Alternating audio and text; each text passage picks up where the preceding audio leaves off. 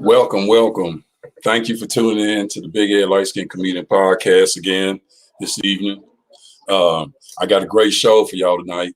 I'm really excited about it.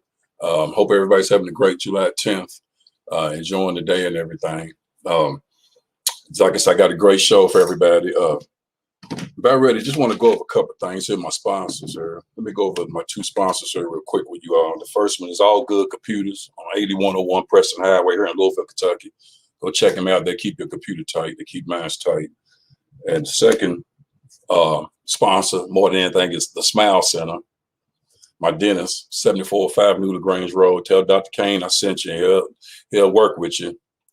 All right. He says you can see that was my little junior big head went by me. Thank y'all for tuning in tonight. I really appreciate it. Like I said, I got a great guest for you tonight. I wanted to do something that was more related to what I was doing this week. So I had a show this past Thursday at the Downtown Loft here in Louisville, Kentucky.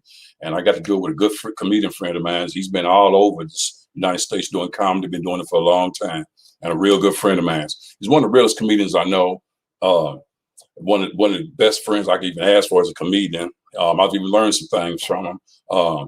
He even opened up for Cat Williams, but I'm gonna let him explain himself to you all a little bit. But I'm just so glad to have him on the Big Ed Light Skin Comedian Podcast. Also, we're on YouTube, so if you can't get us on Facebook Live, check us out on YouTube. Without further ado, let me bring in my comedian, one of the most realest comedians, and we just got through doing a show downtown Loft here in Louisville, Kentucky. Y'all show some love for the one and only my good friend and my guest today. Mr. Money Making Mitch is what he called himself, but I'm calling him Eric Kimbro. Y'all give it up for him coming to my podcast. What's up, Kimbro? Yo, what's up, lovers, baby? What's going on? What's going on, man? Money Making Mitch in the building, baby. Yeah. You changed your name up for me a little bit. I'm just telling the people a little bit about you, but where I do my podcast is I always let people explain themselves, their resume about themselves, which is I already talked a little bit about you, so they already love you. So, but go ahead and tell the people a little bit about yourself. So, well, first off, my name is Eric Kimbro.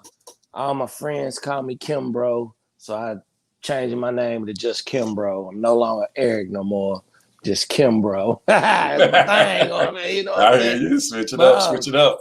Man, it's like I tell everybody, like most people know, man, I'm a national touring comedian and shit. I tour everywhere. I headline, I close out shows, whatever you want to call it. I headline, I close out shows. I done work with some of the biggest names in the game. I done work with Cat Williams, Mike Epps, some more. All the way down Lil Duval. I done work with DC Curry, you know. There you go, write them down. Louisville legend Spike Davis, done work with him, you know. Anybody pretty much black out there, Michael Collier, I done work with him. You know. Me too, yeah. Anybody pretty much black and famous out there, I done work with it once upon a time. You know what I'm saying? Right. Say, you know, I'm the guy that comes out first that y'all don't know. And y'all be like, dang, he was funny. Who was that? You know what I'm saying? Up. Yeah, that's what's up. That's me. Okay. That's what's up. So now the people know about you and everything, which is great. Like I told them before, you already, open up a lot of big names and everything. And I'm just happy to have you on my podcast. And but like I said, I want to go over a couple of things, just a couple of things, which because I know I've been through some things too. And some of these questions / statements are kind of related to both of us as far as what we've been through in this comedy game. You know how that goes. But I want to talk about this one first because it's more political. It's a little bit political and everything else. Because I seen when the Breonna Taylor thing was really fresh when it first happened, and I seen you down there marching with other people doing the social justice thing for Breonna Taylor. But I just want your advice on two things on this. It's kind of like a two-part question. I'm going to put it on here on this banner here. But basically, I just want your not that one. That's the wrong one. My bad. Yes, I just want your opinion on how COVID-19 has changed up entertainment. Also, I want your opinion on how it's affected social justice has affected entertainment, as far as what we do between stand up and acting or whatever. So. Oh yeah, well, shoot, man. Well, first off, let's just go with the first question. How's COVID-19 changed entertainment? Yo, that's a great question. It has changed it. To me, it's changed it drastically, especially coming off of last year where couldn't nobody work, couldn't nobody go out, couldn't nobody see no live comedy or concerts or shows or whatever. You couldn't even go to football games or nothing, basketball games or nothing. So I think that COVID-19 is changed entertainment drastically. For one, Yeah. let's just stick to our arena as comedy, man. Right. You know, it let me know, and it made a lot of people know that you can't be a one-trick pony. Like you can't just be good on stage and not have no social media presence. You can't, like a lot of people is traveling around here, like a lot of these dinosaur old comics. They're like, man, I don't do that social media. I'm cool. I got the club. I just go to clubs, do that. Nah, what you had to learn, man, is social media is the wave. A lot of people, I talked to a lot of comics and they became millionaires off social media last year, just off the content that they had put up there previously before COVID-19 changed. So what it did, it made all of us have to redirect, man. Believe it or not, 99.9% of the comics are very smart people. Oh yeah. And, and most of us knew at that very moment we had to pivot. Most of us came up with an online show. Most of us started doing sketches. Shout out to people like Country Wayne who absolutely changed the game. Yeah, absolutely changed the game. Them sketches on online. You know what I'm saying? His sketches, nobody's putting them out like he's putting them out. Nobody's doing them like he's doing them. And probably ain't nobody getting paid doing them. Well, he get paid. He's definitely getting paid. Yeah. So he's a testament to social media. The how entertainment has changed. Entertainment was going to the internet anyway. It was going to social media anyway. It was. Yep. But with that COVID, you had to do it because everybody has a phone. Everybody, they're a button away, and he found out a way to come into everybody's house every night. He let me know one thing. He let me know 2-3 things for real. You don't need Hollywood. You don't need a TV show. You can create a TV show every day on your phone. That's right. You just got to have the patience and willing to do it. You got to sit down and have the wherewithal to do it. Right. And you just got to pivot, man. Yep. You know what I'm saying? You just got to pivot and make that move. And so with me, my pivot was I'm straight stand-up comedian. I call myself a tweener. Okay. I'm not from the old comedy school, and I'm not really in the new comedy school. Like where the old comedy school, where you used to have to just get in your car and drive and go showcase 7 minutes, hope they like you, drive somewhere else, showcase 7 minutes, hope they like you, go do an open mic all over here. Old school grind. Louisville, yeah. I'm from the old school grind, but I'm in the middle because I do the social media. And the social media grind is like, hey, bro, we ain't got to go nowhere. We going to give you this shit online. You like it, you see it, you do it. We get followers. The more followers we get, bam, we book. That's right. You know what I'm saying? That's true. So I'm caught in the middle. You know, like I like the social media, but it's like I have to think about it. I have to think, oh, let me do this. Let me do this. Right. I'm from the old school. Hey, I'm not that good on social media. You're on social media right now. Right. You're doing great. But that's what I'm saying. But as far as making content and doing that, right. But if you come to my show and see me on stage, right, I can guarantee I'm that dude on stage. you know what I'm saying? Like I'm that dude on stage. You know what I'm saying? So that's the thing, man. And it's like, we had to learn to pivot, and it also taught this COVID-19. It taught everybody, to me, patience. It's patience, because it's the first time a lot of people had to sit at home, and it's the first time I started a thing on social media called the Red Robe Chronicles. Yes, so that's why I sit right here in my robe. Boom, read my red robe. I done bought the LLC. I done bought all that. Right. And I started doing it, but I had to be patient and do it consistently every day. I did it every day for like 8 months until I finally built up that audience. Clientele, where people was tuning in every day. At first it was 5-6 people. I thought that was lit. I had 10 people on it. Like, lit. I had 10 people watching this. I'm lit. You know what I'm saying?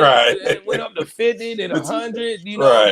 Then it went from getting like 200 views to 3,500 views to 5,000 views. Sometimes it be back down to 1,900. It just depends on rainy days. It gets a lot more views than it does on sunshiny days. I had to be patient and learn the game and the analytics of social media. I reached out to a few of my friends who are big on social media and asked them what was their formula and what would they do. And they like, hey man, do this, do that. Right. And that's how it goes, man. So that's how I feel that changed. Right. entertainment, you know, as far Right. as the COVID. What about this on the social justice thing? Because like I said, I seen you down there marching for Breonna Taylor, which I think is great because people don't realize one of the best and the most smartest and funniest comedians was Dick Gregory, and he was definitely one of the most biggest black actors I knew as a stand-up comedian. So I got to talk about it. So go ahead and talk about a little bit about that too, because I like Dick Gregory. It's like so I met Dick Gregory once, man. I met him. Yeah, I met Dick Gregory. I got a picture too. I had to find that picture. Okay. Well, look, it's in my phone. Shit. I mean, I'm sorry. You all right. You all right. This is free will podcast. I can cuss on here. Good. I mean, you cuss on here? Yes. Free will. I gotta think about what I got to say. It's a light skin podcast. You can cuss. Right. Okay, give me a couple sample cuss words, man. Like, you know what I'm saying? You do it first. I don't need you to set me up. I got a couple church members watching too. I got to watch some of them. Just kidding. Nah. They be the main ones cussing. You know what? You're right. They be like, "Hurry the fuck up, preacher." You know what? My pot roast getting cold. I got macaroni and cheese at home waiting. Right. But man, it's the protests, the social justice. Okay. Which, man, as you know, I got in it deep. I got in it deep, bro. You did. I was, yeah. I'm the modern day Martin Luther King, Malcolm X, Dick Gregory. I'm all rolled into one. Right. I believe turn another cheek, but I turn the other cheek and smack the other side of your face. Right. You know what I'm saying? Right. Hey man, one thing I learned, and I'm gonna get to the root of this thing, is this is a whole new age, man. This is a new age. All that white supremacy and all of that, like, it's deep now because it's modern. It's technical. Like, people are doing it with technology and they doing it with jobs. They can't outright do it. They try to march, they try to do this. But these young blacks and these young whites, know where you going. hey, they don't give a damn. Right. They about the human race. They about the human race. Yeah, and they rights, the human race and their rights. Yep. They about That's their what they're rights. about. They about each other. Yeah. They about each other, man. Yeah. They ain't with all that old school. See, you gotta think, man, the people who's running this shit, they from the old school. So they still stuck in them old school ways, but they got these new kids, this new school babies who's like, yo, I like black music. And matter of fact, they like it ain't even no black music, it's just music that they listen to. They like, I like black music. The little chicks is like, I like black dudes. The black dudes like, I like the white girl. Right. And like, cause I seen all that shit down there. You know what I'm saying? Right. I seen all that shit down there. And they human was race like, thing. and then they was like, these are my friends. You're not getting ready to talk about my friends. You're not getting ready to come down here with that white supremacist shit. Right, like, they was on their ass, boy. That's what's up. And it's a whole new wave, man. People's not with that shit. Life right now, 2021 and 2020, 2019, life is hard enough as it is. Economically, financially, all of that shit. Life's hard enough as it is. People's going to work every day and can barely keep their lights on. How you go to work every day and you broke? Right. How you go to work every day and you can't pay for the shit you got? You're right though, and the people who ain't working, they can pay for this stuff because they get paid now. So it's crazy. It's kind of the opposite. You know what I'm saying? It's opposite. It's like, look, if they threw me unemployment and all this shit, I won't work either. Exactly. Like, I feel you on that, shit, bro. I feel you. I'm stay at home. My back hurt. My knees hurt. Shit, I'm tired of waking up every morning. I want to wake up when I want to wake up. Right. I want to go to sleep when I want to go to sleep. I don't want to do all of that extra shit. You know what I'm saying? It's like when you feed a bird. I don't want to do none of that shit. Right. It's like, man, I got some people coming in. You good. It's like when you feed a bird. Say what's up. What's up? It's like when you feed a bird. It's like when you feed a bird. I live in a boarding house. Boarding house. And we all share the same bathrooms and shit. You know. We're good. That's saving you on rent. Saving you on rent. No, they don't pay nothing. They don't pay nothing. They just there. Paying in this boarding house. Man, see, that's what I'm saying. That's what you about, man. Helping other people out. But I don't want to though. I know you know. I'm right with you on that. I don't want to either.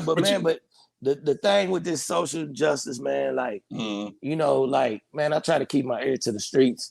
You know, I'm not like a street nigga or a street guy. Go ahead. Street dude. Right.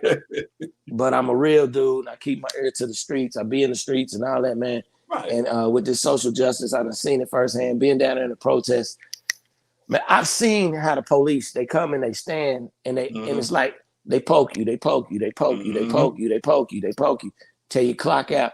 So what was happening with this whole Breonna Taylor stuff, we down there being peaceful. And I mean, you always got a few ignorant bad people apples. Yeah, a couple bad apples. Yeah.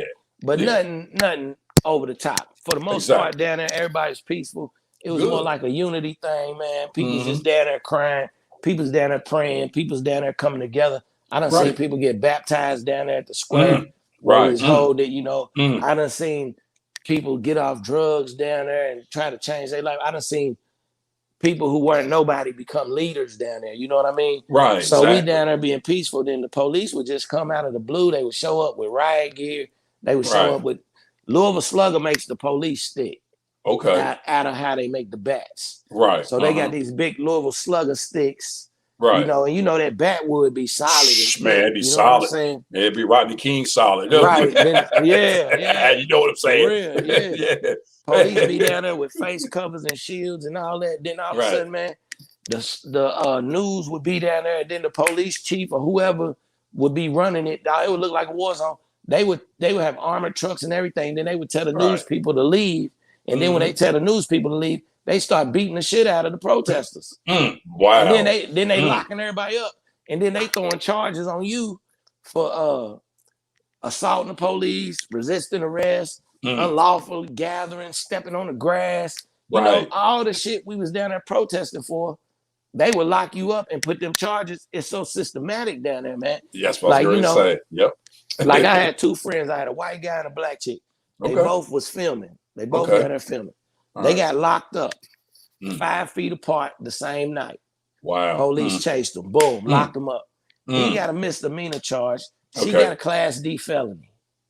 What? Yeah. And that's what I'm talking about. See, right there. And that's the thing. We was down there fighting for that. But in the midst of fighting for that, it happens. You know what I'm saying? So in that Breonna Taylor stuff, man, it was so deep, bro. It's like when I first went down there, I wasn't going down there to get all enthralled in it, man. Right. But when you go down there, you start seeing what's happening. It something in you, man. Yeah. It's like I tell people all the time, it got to be in you. It can't be on you. You know what I'm saying? And it was just in me to go down there every day. And I marched and I protested every day. And, you know, I fought for justice. I got pepper sprayed. I got flashbang. I got chased by the police. Man, you know, thank God they never arrested me. You know what I'm saying? I'm glad you're all right, because they can always go in a different direction. I was fast, nigga. I was fast. I ain't gonna lie. You was fast, huh? I was fast. Them little young dudes was like, OG, you was moving. What you see? What you talking about, man? I ain't got time to go to jail. I got shit to do in the morning, dog. You know what I'm saying? Oh my God. Plus, I can't be in jail. I gotta take blood pressure pills and shit. Man, they ain't gonna have my pills. I be done died in there, man. You know what? But you know what though, man? On the real tip, man. I like, and I'm glad you was down there doing it because it also gave other comedians, you know, you've been a comedian here and said it everywhere. I see other comedians see that and that reflects them. They like, okay, I need to get down and do something, be part of it. If they ain't down there, doing it some other way. Because the thing I got from more than anything, Kimbrough, was, and I think we're still working towards this, it's not about the race, it's about the human race. People always talk about race, it's about the human race. Treat a person as a human being and not as an animal. And that is what has always gotten me more than anything. If everybody was treated, everybody, especially our police, who's it systematically, if we could just treat everybody as a human being and not by the color of their skin or their nationality. You see what I'm saying? That's all I'm saying. The thing is, you got to think about it, bro. It's like the white supremacists and a lot of white people who claim that they're not white supremacists. Right. The average white man is down there against the average black person because their lack of knowledge. They're scared. And you got to understand, we're not fighting to be better or to get more. We're just fighting to be equal. So you got a group. Think of how crazy this is. You got a race of people who want to be equal to you, and you got the other race of people's like, nah, we don't want you to be. Right. Man, that shit's crazy. Yeah, it is. You know, that is the craziest thing ever, bro. Yep. And what it is, and here's the bad part about it. I was talking to my friend about it. It's like, okay, we down there fighting for equal rights. Right. But we also fighting for equal rights for the white supremacist family too. Exactly. But they too ignorant to realize that. Right. Like, bro, we fight for the rights for shit that might happen to your kids or your people. Exactly. Too. Exactly. You know what I'm saying? They're so mad. They so mad. They don't see that side of it. You know what? They're so mad. I'm gonna tell you, love.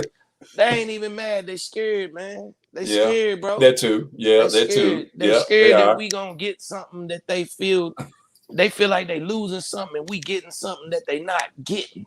Right. That's why, and I hate to go into political talk, but that's why Donald Trump won the presidency, because everybody else catered to they catered to the black woman, right, or the minority black man, mm-hmm. or the white woman, right. Donald Trump, who'd he cater to? The average white man. Yep. They coming, let's make America great. Again, they coming to take your girl. They coming to take your job. They gonna move in your neighborhood. He played. It was a fear factor. That's why you seen. That's why you seen in Virginia, Charlottesville, all them white dudes marching with tiki sticks. That's why you seen in Philadelphia on the 4th of July, all them white dudes with black shirts, black polo shirts, khaki pants, black shoes, and masks and black hats on, march down the street in Philadelphia. You know what I'm saying? That's why, because they feel like they losing something. So when you go to the Breonna Taylor case, which breaks it all open, what usually happens? They usually break in somebody's house, kill somebody like that, boom, and swept up under the rug. Right. Yeah. You know what I'm saying? But it just so happened they released the 911 call that day. It was like George Floyd got killed Monday. They released the 911 call for Breonna Taylor on that Wednesday. Right. You know what I'm saying? So it kind of all sparked. Yeah. It kind of all like enough is enough. It all sparked. And so with the Breonna Taylor case, it just wouldn't go away. Right. You know what I'm saying? It wouldn't go away for the police. That's and then more and more people start finding out.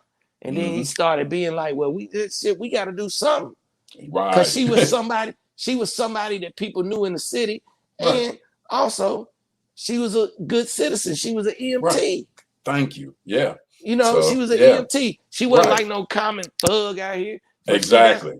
That's how the white America, not all, but that's how white America, because I read all of the news station blogs. Oh, they the most racist people in the world. If you go read the comment on them news station blogs and stuff, they the most racist people in the world. You listen to the police scan and all that. Oh, come on. But see, so what happens is what they typically do to black people. Okay, so they bust in here right now. They kill me. Boom. Right. Hey, I ain't never been to jail. Knock on wood. I don't have no felonies. I don't have no nothing. You know, I don't even drink. I don't drink. I don't smoke. I'm like you. I don't drink. Nothing. Right. So what they gonna try to paint me as? The angry black man. Yeah. Oh, he don't have a job.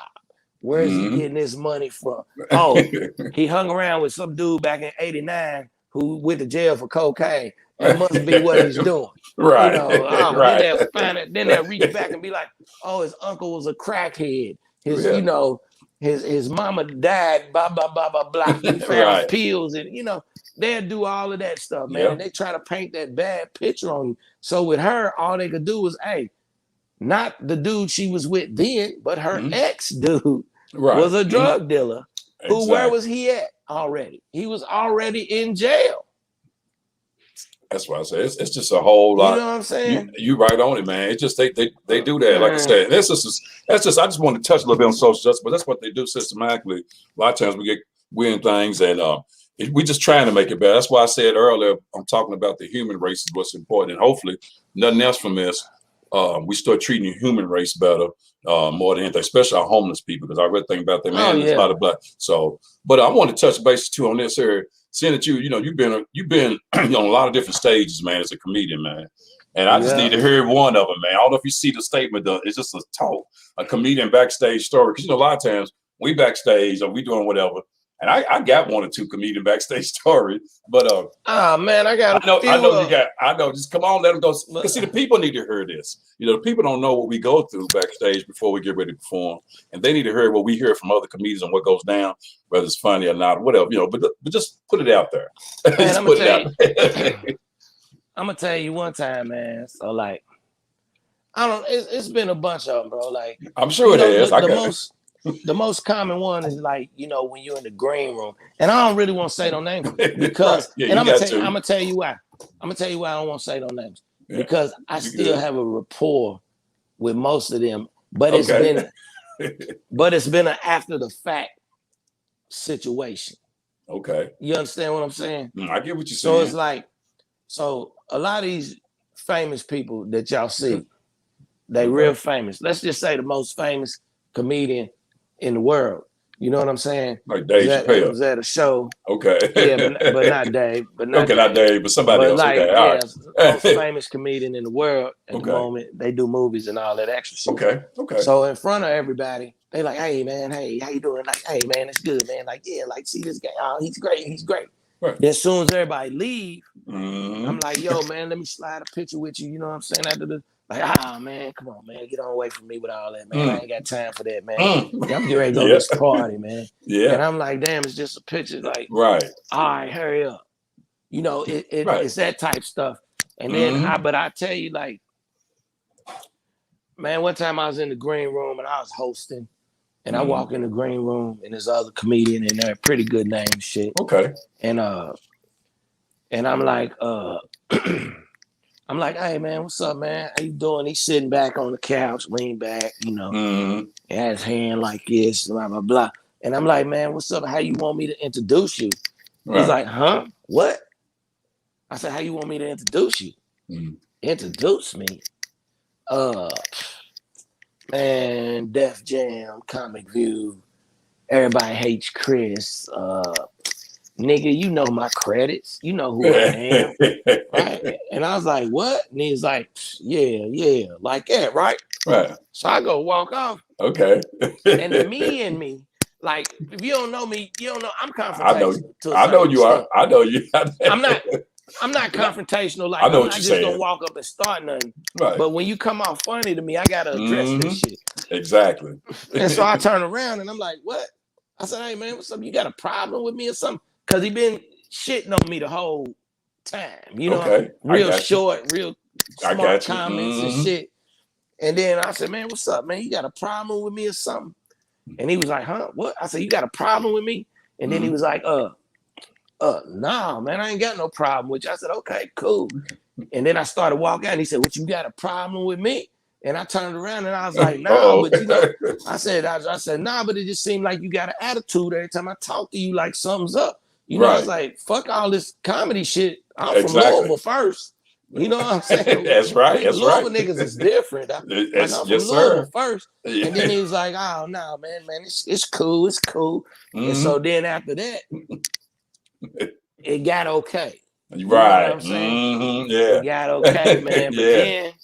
But I tell you, one time I was working with DC Curry one time. Okay. Then why'd I say his name? I said his name because I ain't seen him since. But I was working with DC Curry one time, man. And I was like, damn, it's DC Curry. We was in two different cities, right? Right. And in two theaters and shit. So in the first theater, I get there, we in the green room, boom, they got food, they got chairs, they got boom, everything set up for the comics. Right. They got all the food, all this, little candles burning and all that. It's like behind the stage, rooms behind the stage. Okay. So you know what I'm saying? So we sitting in there, like me, two other people, or something like that. We just talking, little music, boom. Door opens, boom. It's this big nigga standing in the door. He walks, looks in. DC Curry steps in the door. Okay. So he look around, he whispered to dude. Dude walks across the room, I guess to see if it was another side, another chair, couch, whatever. Okay. Dude walks across the room, comes back, looks at him, shakes head. They walk out the door. So like 2-3 minutes later, I guess the promoters or whoever, I guess they said some of the promoters came in the green room. Okay. Got all the food, all the drinks, all the shit out the green room. I knew it. Okay. And took it out of there. So, and he went in a totally different room. Wow. You know what I'm saying? Right. So we just kind of looked like, what the fuck? We started laughing and shit, right? Right. Like, damn, like he didn't speak to none of us. He didn't nothing. Right. You know what I'm saying? So matter of fact. Oh, man. It was me, him. I think Spike Davis was the host. Okay. And then it was some chick's son. So when DC Curry came out on stage, and I killed it that night. Like I killed the Okay. shit. I don't never say know I you killed did. it, but I killed it. Okay. And when he came out, he said, "Yeah, man, give it up for the other comedians. Give it up for Spike Davis, man. He's doing a hell of a job. He didn't acknowledge me. He didn't shit. You know what I'm saying? Right. Motherfucker didn't say my name. He probably didn't know my name anyway. But he wasn't even like give it up for the other comedian or nothing. You know what I'm saying? Right. Which I get it sometimes, yo. So then I was like, I ain't tripping. Okay. So the next night we was in a different city, right? Right. We're in a different city, and this is more like it had a stage and all that, but it was more like a club or some shit. Okay. But it had a big stage in it, whatever. And they had chairs. They had everything. They had a VIP section up on the stage, and shit was set up good. You had a little bar. So in the back of the room was like the bar, right? Then behind the bar was like the green room. But it had, I got the slots in the window where you could look out to the stage, right?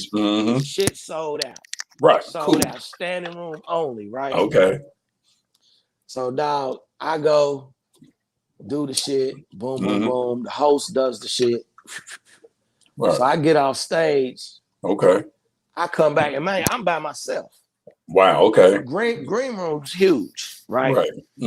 So green room, it got big screen TV set up. And then over there, you got a couch and a pool table, right? Okay. I'm over here up at the front. Right. Boom, looking at the stage. Like I ain't even tripping. Right. Nah, so he's in the back over there. So when he comes in the back over there, the host or whoever's on stage, they going in, whatever. It was like, I think it was 4 of us. So it was a host, it was somebody doing 20, then me. Me, the feature head, okay. Like that, right? Okay. So I'm waiting. So then the security dude, which I talked to him the night before because we had an after party after the other show. So you're okay. Yeah, so he was cool. So then he's in the green room. DC Curry, whatever. Right. All right. He comes up, taps me on the shoulder, say, "What's up, E man?" I'm like, "What's up, boy? What's going on?" All right. He said, man, I ain't trying to be an asshole and shit, man. But here it comes. But DC said, man, you got to get out of the green room. And I look back, I look back like way across the room. You know what I'm saying? Right. I look back like way across the room. Like, dog, we probably 50 feet apart. You know what I'm saying? Like, I look back and I said, I gotta do what? Right. He said, you gotta get out of. I said, I gotta get out of the green room. Right. I said, hey, bro. I said, ain't nobody even in here, man. Thank you. Know what I'm saying? I said, ain't nobody even in here. I said, I'm just looking at the show. You know what I'm saying? Like, right. And he said, yeah, it ain't me, man. DC wants you out the green room, man. So you gotta, I just gotta come over here and tell you, man. I'm sorry, man. I said, all right, cool. So I leave out the green room, and there's nowhere to stand in the showroom. Wow. You know what I'm saying? You got to go to standing room only, leave the green room. Yeah, I'm standing room only. I'm standing outside the green room. It's like a little bitty hallway, dog. Like, okay, you know the hallway where the bathroom's at the comedy club? Yeah. It's smaller than that. Ooh, that's real small. It's like half of that is the hallway. You know what I'm saying? That's small. Yeah. So, and it's people right there. Okay. Like the security and the shit. All them. Yeah. Oh, man. So it ain't nowhere to stand, dog. So I just step out. So excuse me. Stepping on somebody's shoes so tight. Yeah, then I'm just standing here, dog. Oh, man. I'm just standing here like with the crowd. They looking at you laughing and looking at you. Know what I'm saying? Oh, man. That's what I said, man. You see, this is stupid. It is, man, because I felt like there in that situation, I'm always about staying humble, but I know, and more than anybody, some stars are not humble, some are. Some just depends. Like I said, in front of the TV, in front of the stage, they this way, you laugh. They this way, they that way, bro. When they get behind it, and I know they're human beings, I know they go through things, but let me just drop this on you real quick. What happened to me? This is a long time ago, and I definitely ain't gonna bring up no names. And it kind of happened here in Louisville, so I'm gonna leave it at that. But it was a nice, it was a big comedy thing, and I never forget like yesterday. You know how you have, like you said, you have the headliner, you have the feature, and you might have somebody open for him and then the host. Okay, right. All right, now I think I was right before the feature. Yeah, the feature act. It was a feature and the headliner, and it was a host. Yeah, I was right before the feature. Did my little 10 minutes, boom, did what I had to do. The guy who went after me, he was so drunk, it wasn't even funny. No, I'll take it back. I was hosting. No, I'll take it back. I was hosting. The guy that went after me, he went up, but then the guy featured went up. He was so drunk. I'm like, why is he so drunk? His act wasn't even good.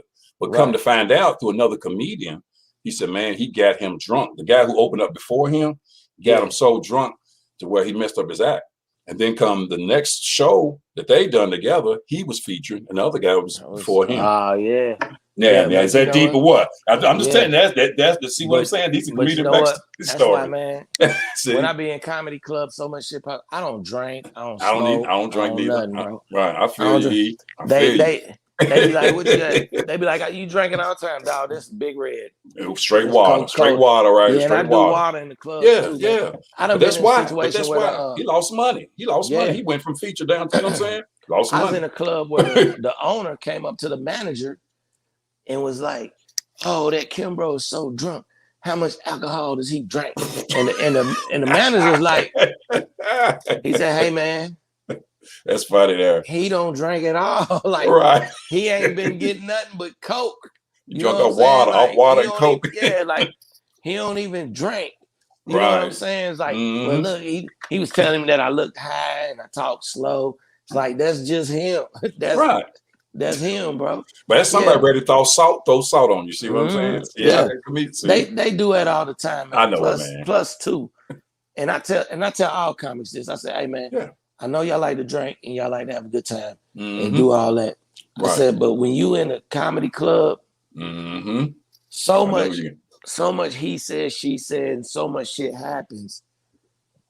Don't drink like that. Don't get drunk. I said, keep yourself at 2 drinks at the most. Right. Because what happens if you get in an altercation with somebody, or you have a disagreement with somebody, or even you might have a disagreement with the manager or the owner or the booker of the club, and the first thing they're gonna say is, "Oh, he was so drunk and belligerent. There it is. Been drinking all night."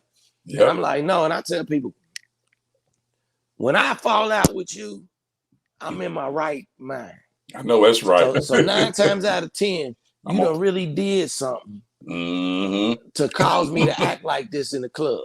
You know what I'm saying? Yeah, I get that. Because the first thing they want to do is blame it on you being drunk. Yep. You know what I'm saying? Blame it on you being high. And I'm like, hey, bro, I don't smoke, drink, or nothing.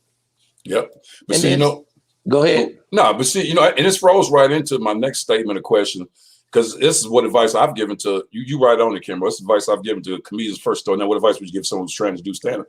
And this is what I always told them. If you first time doing stand-up, I will say this to you.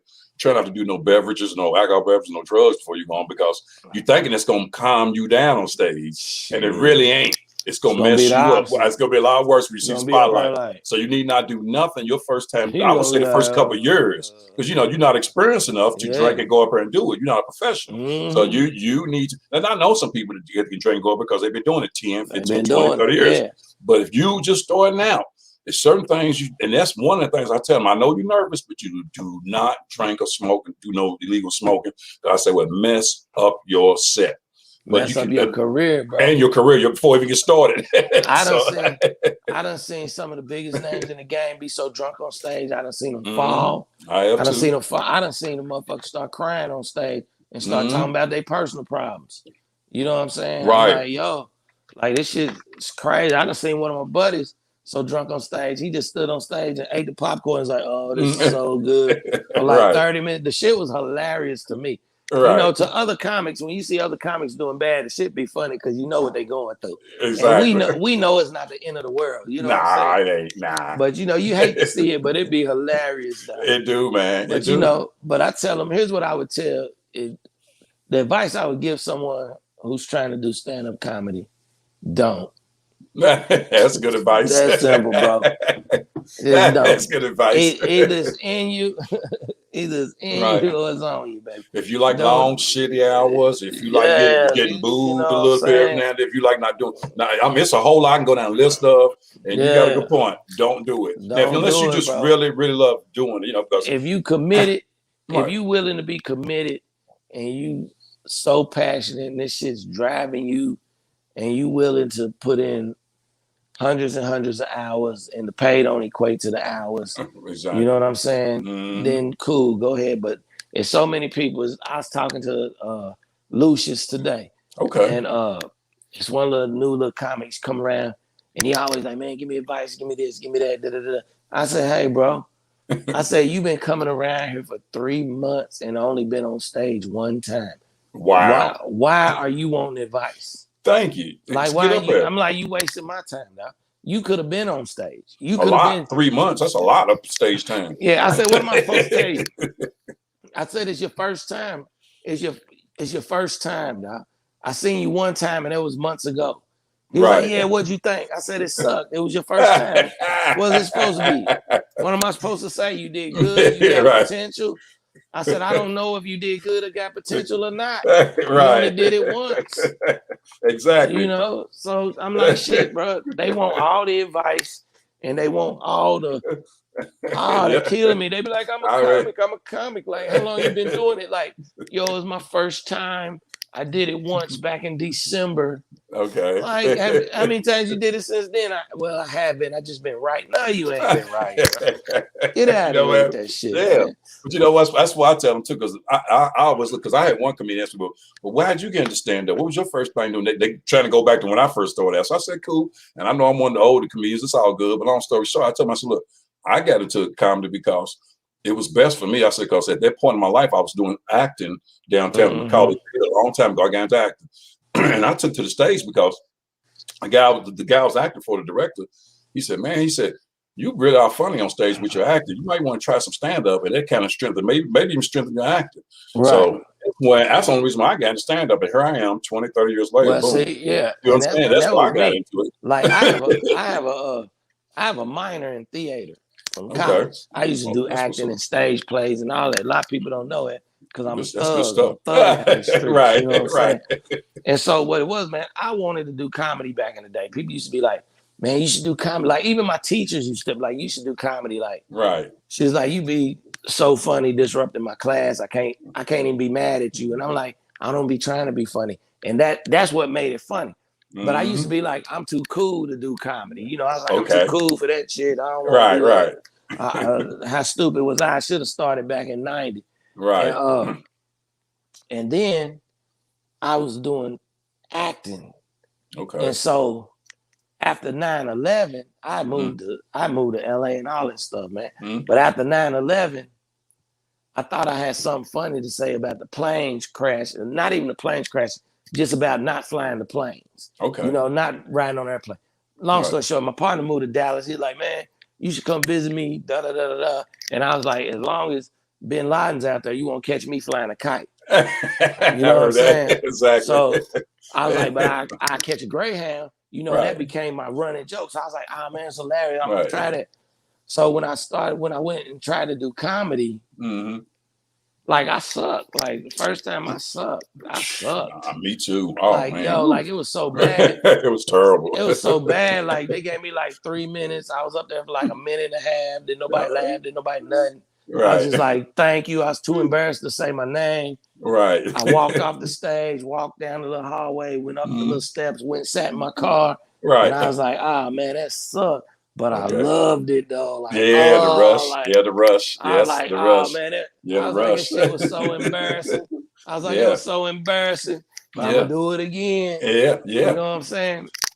But you keep working on your craft. And that's what the issue there. So then it became a thing of I would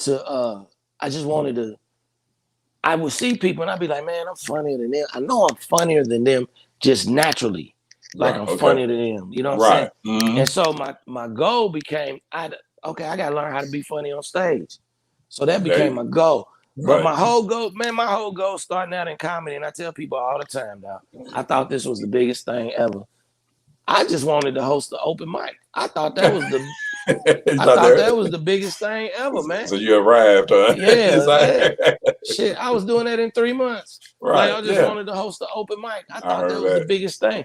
So once I got to host the open mic, then it was like, well, I want to host a regular show on the weekend. I want to host a regular show. Yeah. Shit. Then I was doing that by goddamn 6 months in. You know what I'm saying? That's what's up. Like I was getting paid doing comedy 3 months in. My first gig was $50 for 7 minutes. Okay. That was my first gig. You know what I'm saying? Mm. And I thought that was a beast. But I was like, what? Nigga, it's like $50 for 7 minutes. Right. So if I get paid $50 every 7 minutes, nigga, I'd be rich. You know, that's how Right, I was exactly. just thinking. You know, I didn't know how it worked. You know what I'm saying? Exactly. And so then after that, man, it just, each time you set a different goal. So it just became, first I wanted to do comedy. So I went and I did it. Right. Then I was like, damn, you know, these dudes on these open mics, man, I'm better than them. I got to find out how to be funny on stage. I want to be the best one at the open mic to where when everybody leave at night, they be like, man, you was the best one. Right. So then that shit start happening. Okay. So then after that, it's like, yo, I want to host the real show, man. I'm funny enough to do a show. Yeah. So then I got that shit. Then it was like, after a while of doing that, like, yo, man, I want a feature. So then I started working toward that. Then it was like, shit, I can headline. You know what I'm saying? Yep. Then, man. You know, but along the way, I mean, it sounds easy, but along the way, it was bumps in the road. Oh, I'm sure. Oh, definitely. Niggas definitely got booed. Niggas, right. First time they told me do 45 minutes. You know, I couldn't really do it. I didn't have it, but I told them I had it. You know what I'm saying? Like, exactly. I can do that. You know. And then, man, then you just go from there, man, and then. Then you get stuck to where I was stuck to where I'm a headline. So I'm headlining, and then, you know, when people call me to feature, I'll be like, I don't know. But then I start doing it. Now I'm just at a point where shit, where you want me at on stage? Right. You know what I'm saying? Like, man, but you host, know what? feature, headline. Right, you doing it all, man. Wherever you want me, man. Keep doing it. But you know, I want to say this too. That show we just done, the Downtown Loft, and I've never been down there. Yeah, and I'm gonna tell you, man, that was a good show between me, you, Chris Connick, and Adrian. I had a great time. It was a great professional show. Even Craig Ewan, he liked it too. I just want to talk about how good it was because I just think it was a great show and everybody loved it, man. That's what I like. I like going to shows. I like being part of shows where everybody's a professional comedian and do a professional job on stage, and that way all the fans are happy and they've been entertained. Because I've done shows, and you have too, where only maybe 2 of the comedians are professional comedians, the other 2 just you know what I'm saying? My show last night. Yeah, right. My show last night was 100% opposite of what we did on Thursday. Oh my God. Sure it was. I'm sure it was. Worse. I'm sure it was. So, and that's a big difference, man. Because to me, you know, I'm always about being professional. It irks me, and it's nothing against the younger comedians or the comedians who's trying to get there. I'm like, what do you do to prepare yourself before you come on stage? You just sit at home and smoke blunts all day, or drink and get drunk. And you come here and you ain't got no material. And look at everything that's going on in the world today. And you had 2020 to sit back and write a whole lot of stuff. Right. There's no reason why nobody shouldn't come out with a damn encyclopedia full of comedy material if you're a comedian. I'm just keeping it 100. If you watched my whole set, last Thursday. Thursday. If you watched my whole set, it was all from 2020. That's what I'm saying. See, my whole set was all 2020, but it wasn't timeless. It was my 2020 experience. Right. You know what I'm saying? It was my whole 2020 experience, bro. Yeah. And the people loved it. People's like, you need a special. Yeah. Maybe I do. I don't know, but you know what I'm saying? I'm just one of the comedians.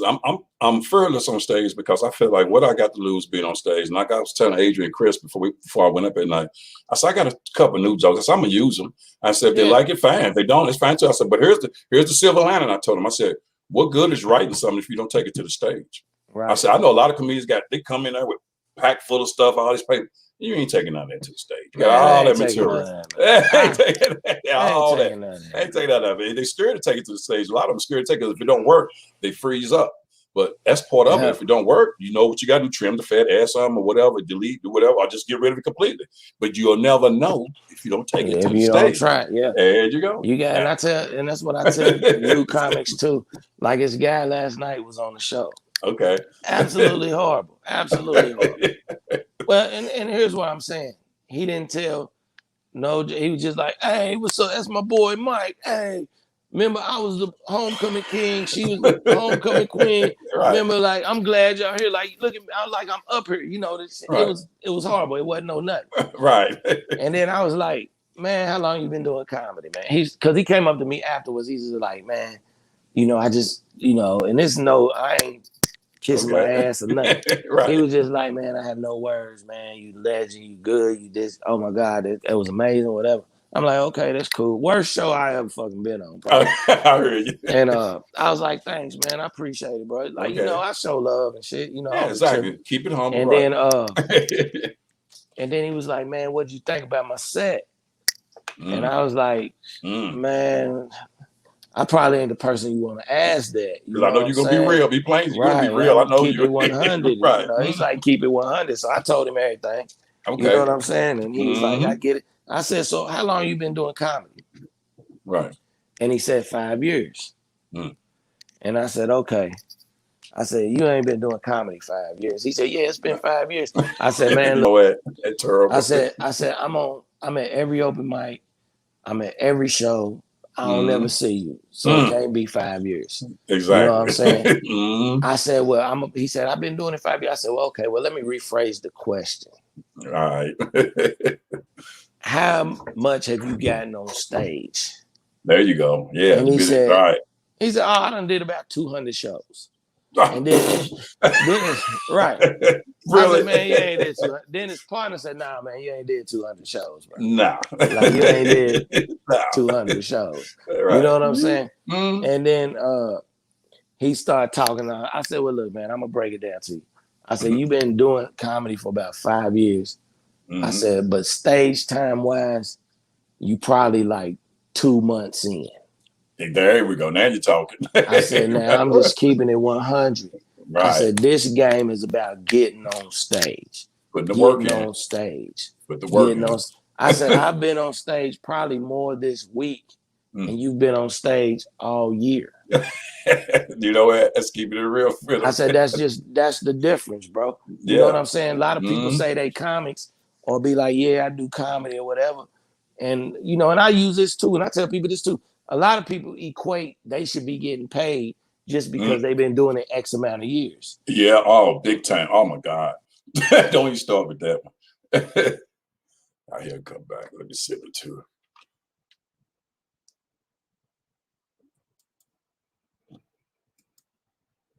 I lost him for a minute, but I'm gonna get him back here, y'all. I lost my guest for a minute, but I'm gonna get him back. That's a promise. He's back. He's back. I just had it. And he's back. So you get to talk about these comics like that, man. That messes with the internet. The internet don't even like it. It just shuts down. Yeah. they don't even like it. I lost him. My battery was about 6%. I told the people you was coming back. But now here's what I want to go into too before I close out here. And let me talk about this first more than anything. But like I said, it really was a great show, the Downtown Loft, like I said earlier. But I want to talk about this more than anything because tomorrow's my mother's birthday. She'll be 83. Right. I'm truly blessed for that. And I'm gonna try to talk about this without getting too emotional because I know it, because you know I've been through a lot with just being who I am, and a lot of people like you said, they see you on stage like, oh, you this and that, this and that. I get a lot of love, but like they don't know the blood, sweat, and tears that you go through that took you to get to that point, as well as with some family issues. So with that said, you know, it takes a lot of work. So with that said, I just want to say first and foremost, happy birthday to my mother tomorrow, who'll be 83, Doris Brown. I love you. And second, and more than anything, here's the question I'm coming to you with right now, because I know what you've been through through your life here recently. And like you said, you should have been on my show sooner. But I'm going to pop this question on her and see what you think about. See if you can. And how proud would your mother be of your entertainment accomplishment as of right now? And man, I know I'm putting you on the spot. I know I am. No. Okay. Okay. Nah, man, my mother, she's very proud of me, man. You know what I'm saying? That's what's up. She's very proud of me. Like even before my mother passed, ironically, my mother passed the day I was supposed to do your show. I found my mother. Right. You know that hurt me. It hurt me because I told the meet. I didn't know what it hurt me. So I get it. Yeah. I remember you hit me and I just found her. And I was like, yo, man, I just found my mama, man. Like I'm not gonna be able to do it or whatever, bro. And it's it hit me too hard. I didn't. I was astonished. yeah, man. It's man. I don't know. I keep looking to the side because I got her urn and her pictures and her shit right That's there. What's up. You know that's what's up. Yeah, and her little tennis shoes and shit. That's what's up. But you know, my mama, man, she's proud, man. She's proud of me. She's just proud of the fact that I was just a good dude. Okay. More than anything, you know what I'm saying? And that I'm trying to do what I want to do. You know, and if you know anybody know my family, know my mother's the funny one. I'm just the one who can I do it heard on that. stage. I heard your mother's pretty funny. I heard that. My mama was the funny one. I'm that's just where the you one got who it can do from. it on stage, man. Okay. Like my mama takes over every room. She's the life of every party. Like That's great. all my friends were her friends outside of me. Okay. So like my friends could call her and talk to her and wouldn't have nothing to do with me. You know what I'm saying? That's the type of mama I had, man. Oh man, that's great. You know, yeah, man, and it's a blessing. You know, you either look at it as half full or half empty, man. It's a blessing I had my mother as long as I had her.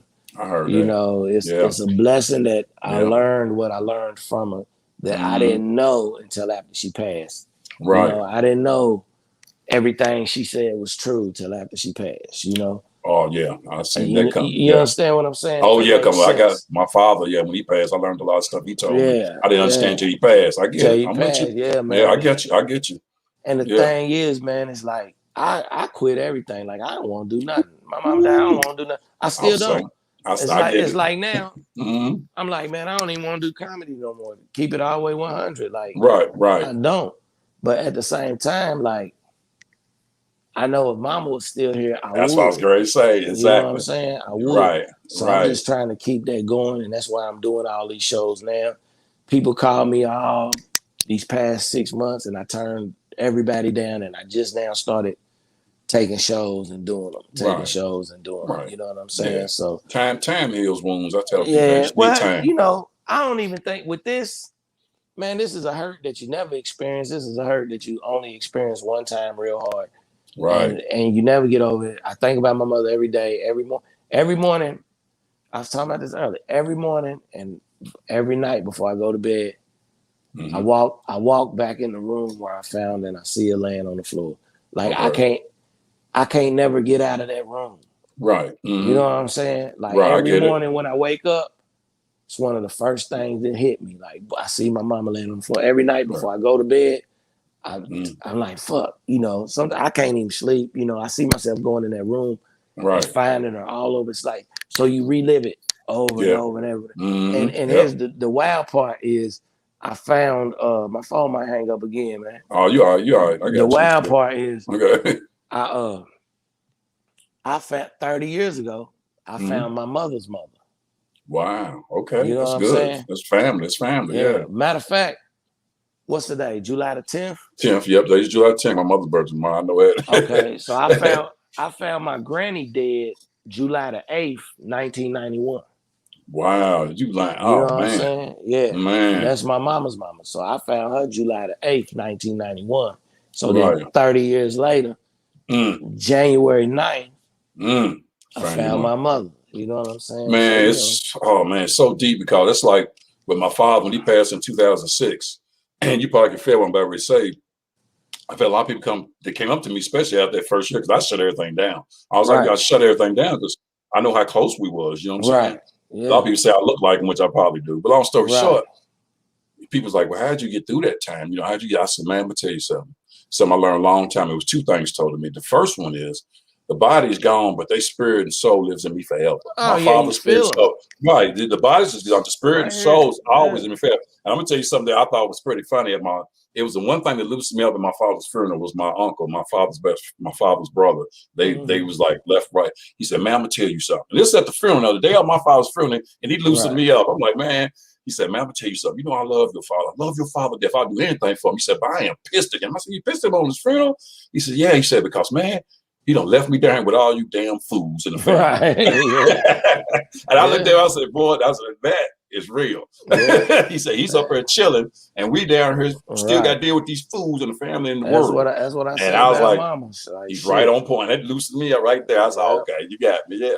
But on that note, man, hey, man, before I sign off, just tell everybody how to get in contact with you, your hand on everything and everything, because it's been great. I appreciate having you and hope to have you back again, too, sometime soon. Definitely, man. And I just want to tell you, man, thank you for the opportunity, man. I appreciate it, man. You know, come on now.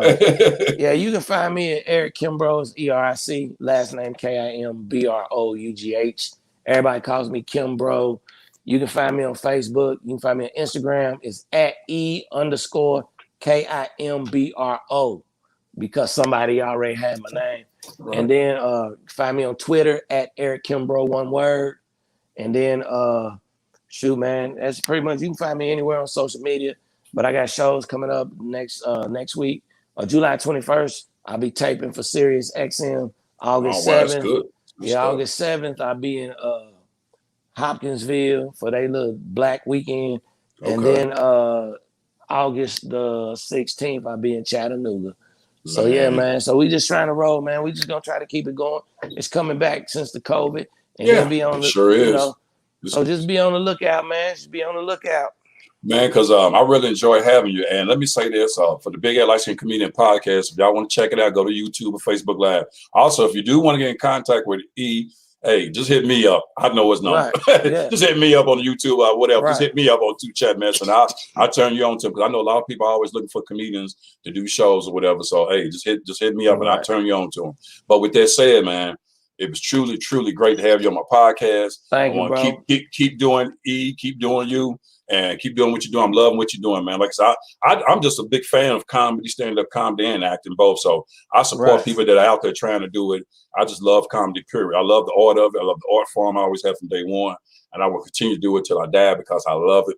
And I love making people feel good inside and forgetting about their bills and their problems in the world. Right. And when they come to see me, that's the best thing I can do. That's when I really give my love to my father who's passed. And I always think about him and my grandmother.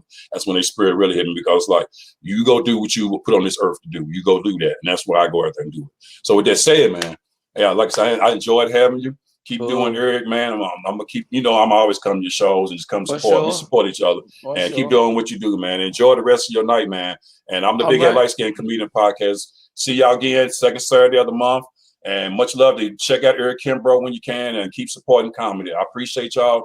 I always like to leave a little something positive. Here's the most positive thing I can leave with. Quit worrying about other people. Just worry about you, and you will see the reflection of the world in a lot better light.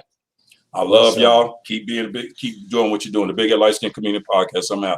I'll see y'all next second Saturday next. All right, E. Love you, man. Shout out to the noobs. Peace, boy. Thank you, baby. All right. No problem. Peace.